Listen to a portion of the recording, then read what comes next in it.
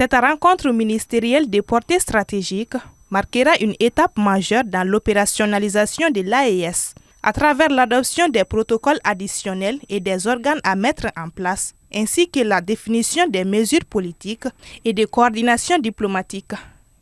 Dans nos délibérations, nous examinerons entre autres le processus d'opérationnalisation stratégique de l'Alliance des États du Sahel. Nous déterminerons les aspects relatifs aux organes à mettre en place, ainsi que l'articulation entre l'expertise existante et les acquis capitalisés par l'autorité de développement intégré du Liptako-Gourma et l'AES. Notre alliance ne se limite plus à la défense et à la sécurité.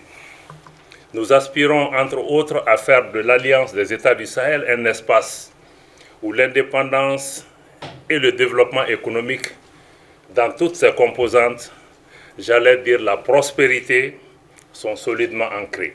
Les ministres ont saisi l'occasion pour apprécier le travail abattu par les experts pour proposer les bases institutionnelles de l'Alliance. La sobriété, la rationalisation et surtout la recherche de l'efficacité doivent nous guider dans l'examen des documents soumis à notre appréciation afin de nous inscrire pleinement dans la vision de ceux qui nous ont mandatés, à savoir les chefs d'État du Mali, du Burkina Faso et du Niger. Si la signature de cette alliance a commencé à engendrer des résultats favorables, cependant, pour le ministre des Affaires étrangères du Niger, beaucoup de chemin reste encore à parcourir. L'Afrique tout entière a les yeux rivés sur cette nouvelle dynamique de coopération stratégique basée sur les principes de la souveraineté, d'intégration et de solidarité agissante.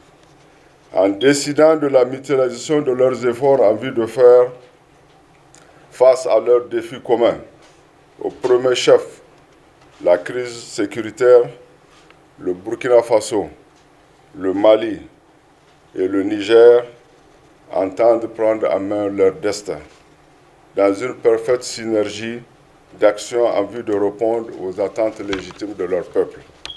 Cette alliance que les populations attendent pour que le Burkina, le Mali et le Niger, liés par une histoire, une culture et des valeurs communes, mais surtout liés par une relation stratégique particulière, puissent parler d'une seule et même voix, partout où cela sera nécessaire, a exhorté le ministre Diop.